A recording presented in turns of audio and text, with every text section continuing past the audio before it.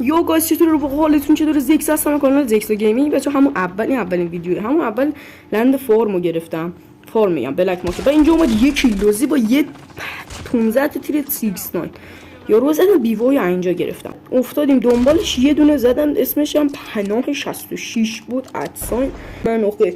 بعد دیدم که داره این پهپادا ول میده، یارو زدم دیدم حسین 64 ادساین. گفتم این احتمالاً تو همون چیزا هست، پناه هر 66 رو زدیم. گفتم این احتمالاً اون. همینجا یه دونه شوت رو هوا بهش زدم، بعد مونم اینجوری منتظر یه نینجا زد، دوباره نینجا زدم، یکی دیگه و یه دونه انمی من اینجا دیدم. اومدم چیزا گفتم عمو خوب. بعد اومدم آرمور بزنم، بعد دیدم اومد نینجا شات اومد بزنه، نتونست. یه دونه اینجوری بیوای وان شات زدم، یارو داشت فشار محض میخورد.